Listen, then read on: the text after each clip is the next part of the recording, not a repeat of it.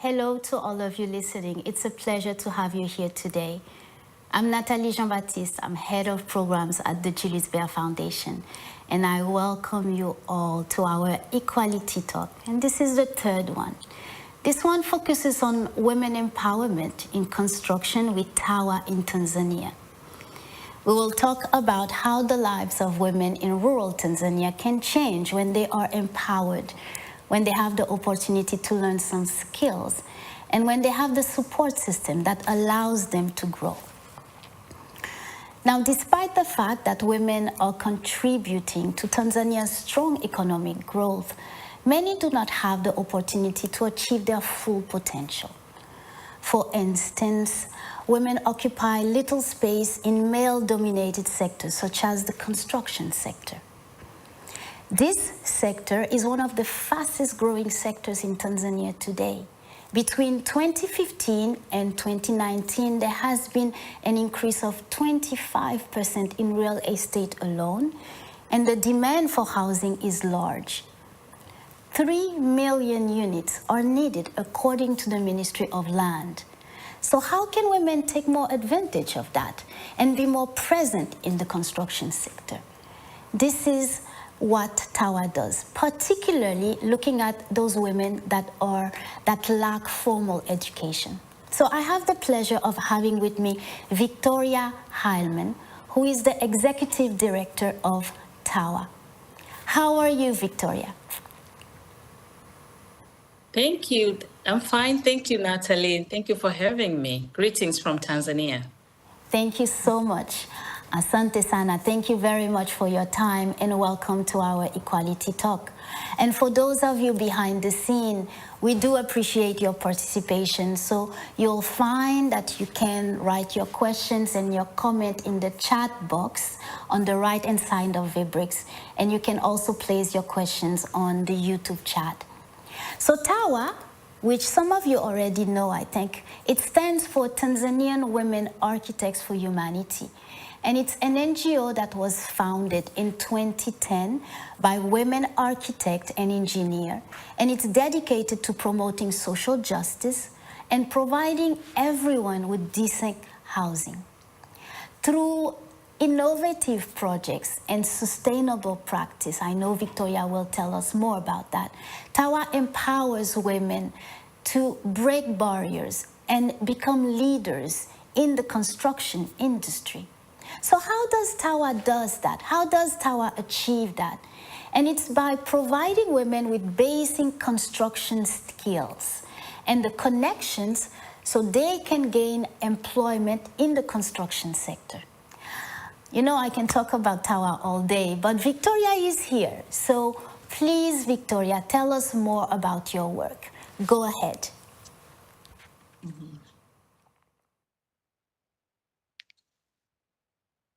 Thank you. Thank you, Natalie. Thank you so much for the introduction. And for me to talk about TAWAH, I would like all of us to take a second or two to look at this photo and let's reflect on it a little bit. Because to me, this photo symbolizes the impact we have had in Mhaga village.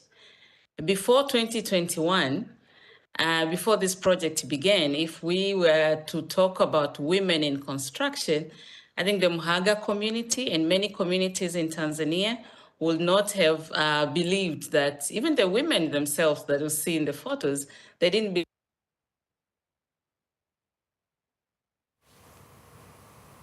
believe what is perceived in our context. So they really represent the and the perception now participate in construction.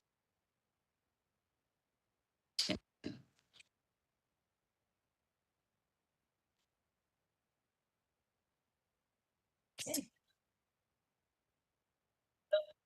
I'm here to maybe I will start by introducing a bit about what TAWAH is all about and what we are doing. Hello, can you hear me? Can you hear me? Hello?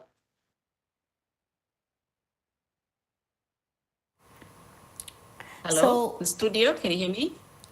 yes, I think we are having a little bit of a connection problem, Victoria. So I'm going to ask you to go back to your slide and then tell us where you left, please. Go ahead. Let's try again. Okay. Yeah, so here I want to start briefly to talk about TAWAH. You've mentioned very well, we started in 2010, but TAWAH is more like a group of women. We started as a hobby and a passion to work with women and other communities that cannot afford the services that are offered by professionals in construction. So it's a group of women who have their degrees, they live in Dar es Salaam, and interested to work with the women who are outside Dar es Salaam city and mostly in the rural Tanzania. So in this photo that you see, more in dark pink, the women in TAWAH team, and we are working with Mhaga women, who most of them have studied maybe up to grade 7, and some haven't been didn't get a chance to go to school.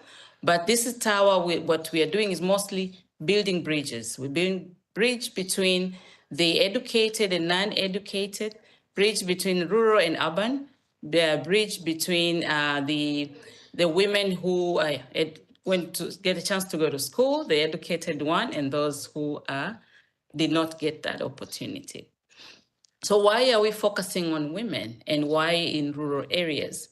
So if we go back and look at the census for 2022 in Tanzania, you will also see in this, what I'm projecting here is that women are over 51%. And we also believe that it's very important to impart skills to both men and women, and particularly women who are the majority.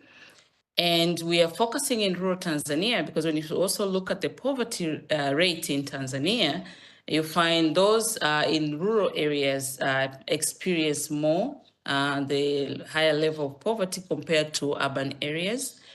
And if you go deeper to the household level, it's more households that are headed by women are experiencing this, and compared to households that are headed by men. So in TAWAH, we decided to make a conscious decision on how can we change this, empower women and women in rural Tanzania by using the skills that we acquired from schools.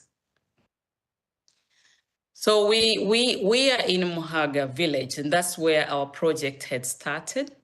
And the reason we're in Muhaga village is because we had already established our roots since 2018, where TAWAH team was participated in the design and construction of a girls' secondary school in the village. So once this project was completed and was very successful, the villagers gifted TAWAH a 5-acre piece of land. We took it as a challenge where the villagers wanted to see how and what can we do with this piece of land. So while we were working on the school project, we also observed the type of land that they have. The soil was very good in making bricks, but the homes that are in the village are not really tapping into that type of soil they have to make bricks for their own homes. So we decided that we want to create a platform where we can train the women in the village to make bricks and also to teach different skills on how they can use that knowledge to generate income for their families and for their communities and improve their lives.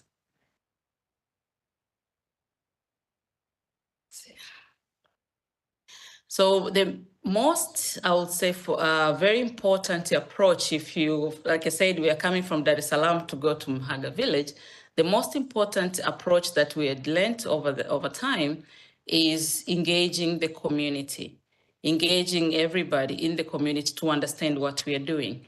Because women have families, they don't live in isolation, although our main target is women, but we had to make a conscious decision to include everyone, make sure everyone is on board. So we started with the district level, village leaders, men and husbands. So we have these community dialogues where we're learning a lot of things, and they're the one telling us what will work, what will not work, or they give us feedback on the project objectives that we have.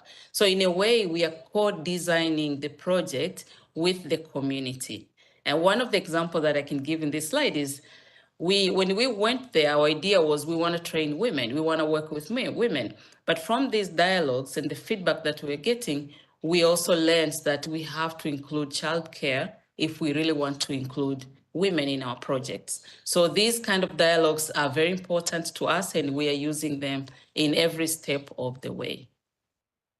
Thank you, Victoria. I think this is great. Thank you very much for this first insight. But you know, you've mentioned before that TAWAH is also there to create more space for women to participate more actively in the construction sector.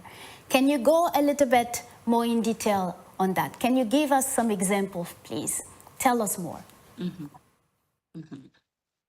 Okay, so what we are doing, maybe I'll also, touch into how do these women acquire the skills and the knowledge that we were intending to do it.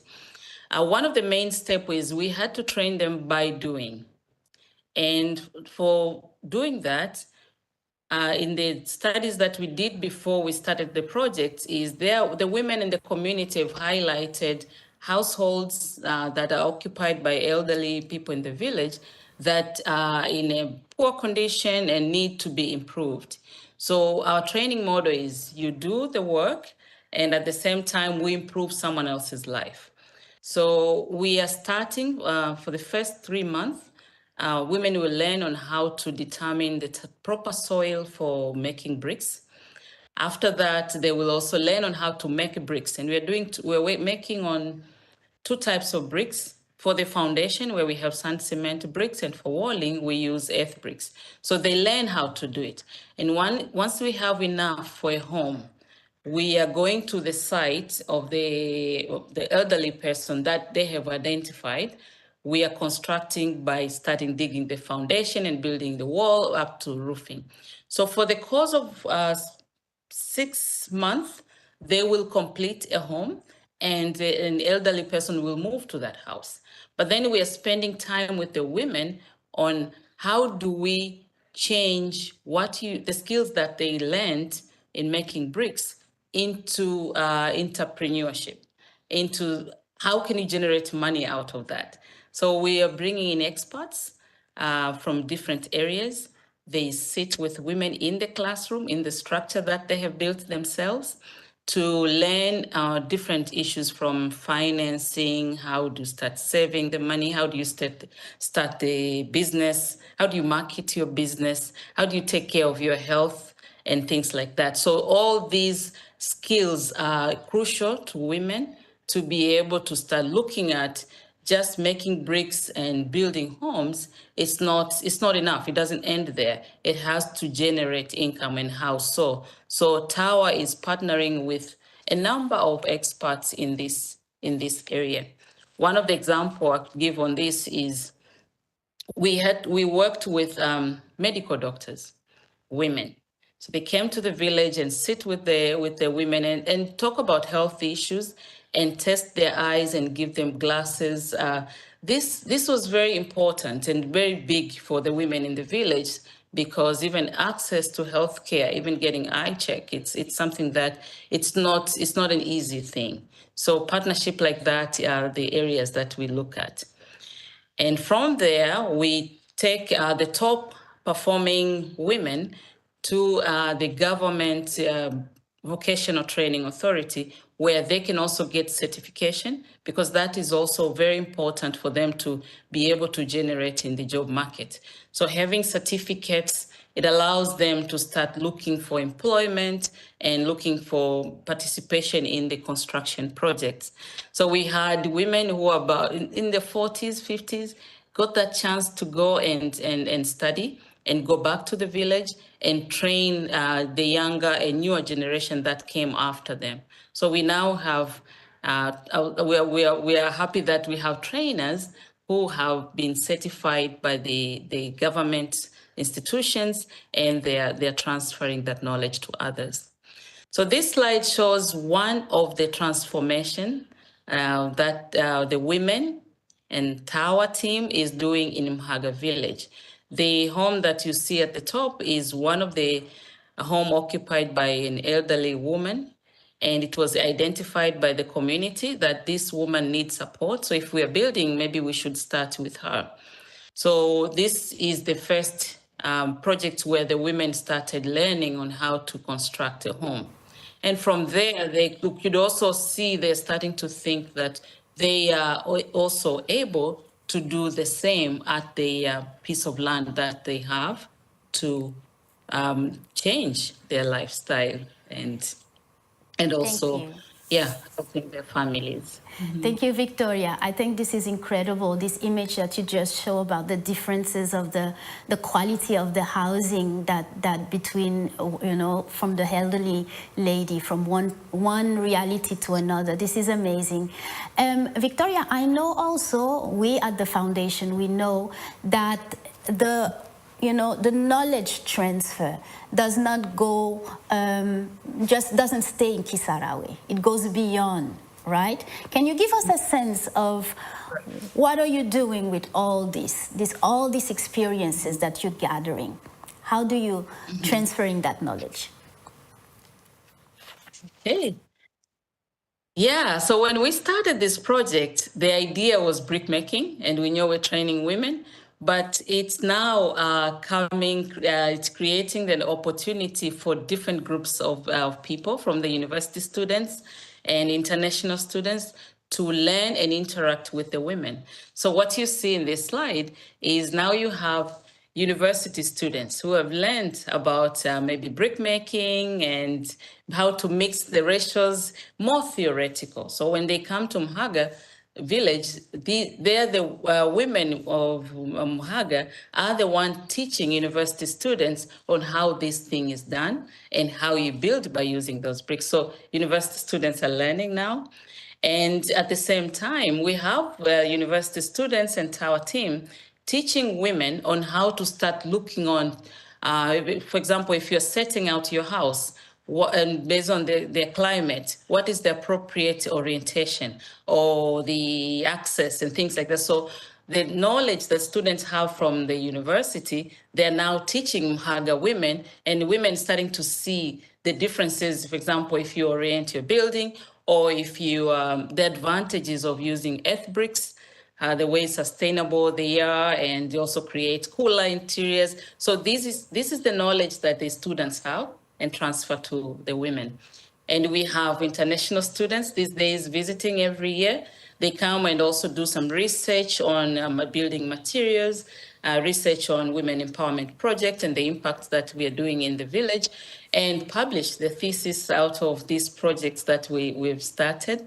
And students coming in, we talk about a number of issues, including on how to protect the environment, the importance of planting trees. It's not like the women did not know about this, but it's something now they hear it from someone else from outside who have more knowledge from what they've learned in the school and so it creates, now we see it created a platform where we exchange knowledge from different walks of life to the women. So the women are benefiting more than what we thought we have started with.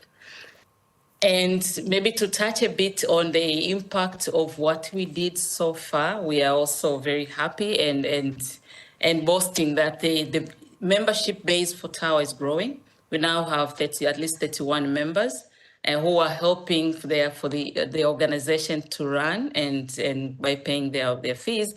We have a number of partners that are coming to support the project, and we are also looking into expanding from not just making bricks. We also want to look into different income generative activities, including agriculture, investing in carpentry. So women will have different activities to do.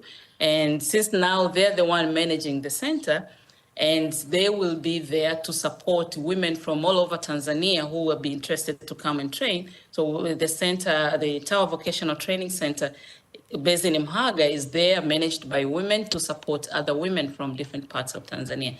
And we do believe this knowledge will be transferred to other parts of Tanzania.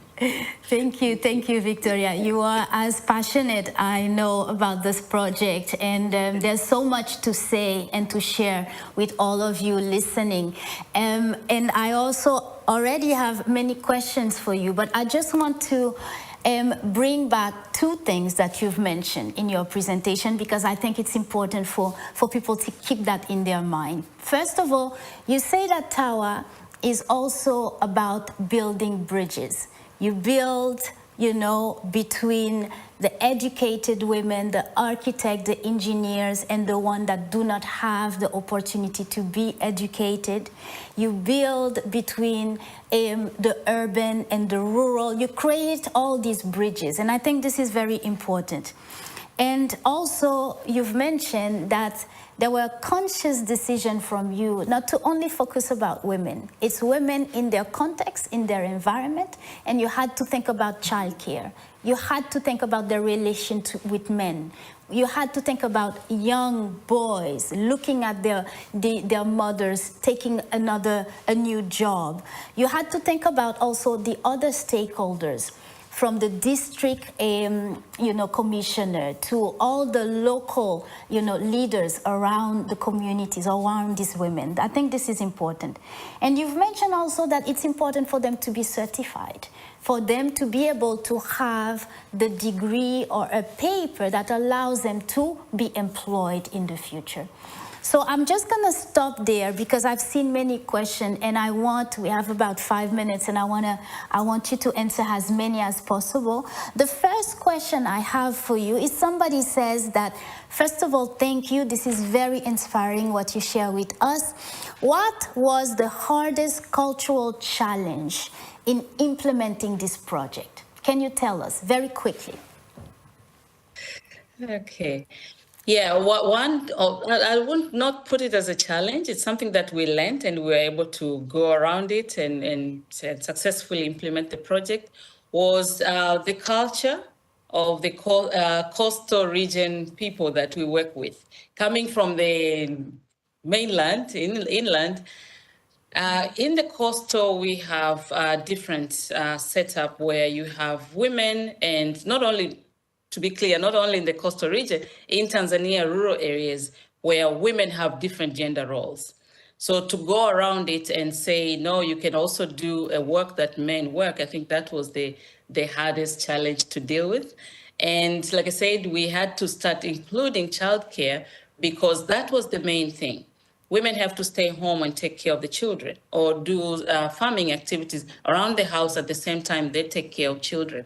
So that, the gender roles, I'll say in general, has helped us to think beyond thinking just women. So we had to include all those into the projects that we are doing. Yeah.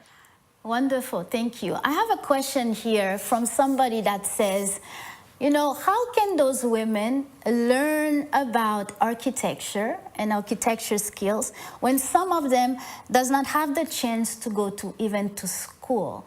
Can you explain a little bit? How do they get these learnings?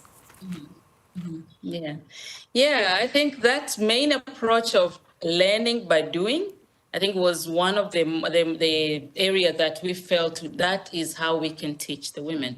So, for example, when you look at the drawing, we can easily tell them or discuss with them by using the drawings, pictures, or when we do measurements, for example, we cut a stick of a certain size, so they also know this is a 1 meter, this is a half a meter, this is a quarter meter. So most of the time we use different things that can help us represent architectural drawings. So we sit, like in the morning, we all look at where the sun is coming from and where the sun is going to set. We can determine that in the evening. Even the women will tell you, it's coming from this side to this side, so they do know. So now we are talking about, okay, our house, let's put short walls on this side. So you see this drawing, the wall is going to be on this side and this side. So I think they're teaching them by doing, by their hands. That is the most important, I think, ways to teach someone who hasn't been to school. So they don't have to learn or translate anything as we're learning in school, but I think, yeah, by doing it, that's how they get to learn faster. Yeah. Victoria, we have little time, but I'm going to give you one more question here. And the question is, what is your plan for the future to empower even more women outside the village? Can you give us a very brief answer of plan in the future? Yeah. So our upcoming plan is, now we do have the center. The immediate plan is to bring women from different areas. The hostels are there where they can stay and participate in the training and go back home. But a longer term plan is to have a small centers in different parts of Tanzania where they have different local materials that we know we can tap more into constructing homes. We are also planning to diversify our activities into agriculture and other activities that can also create a more sustainable training center for women. So those are the areas we are looking at. Yeah. Yeah, it's always difficult with these wonderful talks that we're always out of time. But Victoria, I want to take the moment to thank you very much for sharing the great work that you do with us. And thank you for accompanying us and give us more insight on the wonderful work that you do in TAWAH. And thank you for also all of you for participating. I know some of you have accompanied us through all our series, and we hope that this event as well has been interesting and inspiring for you. This has been the second year that we've decided to open spaces where we can talk about initiatives that are helping us to reduce wealth inequality, to reduce this gap across, the world. And please join us. We'd love to hear from you. You're going to see a QR code that you can scan. And by scanning it and being part of our community, you're part of the change. And together we can embrace, the role of change makers and talk and be vocal, but also do things to reduce wealth inequality. And with this, I thank you all for accompanying us and staying with us and discussing, sending your comments. I hope you stay well, and until next time, all the very best. Bye-bye.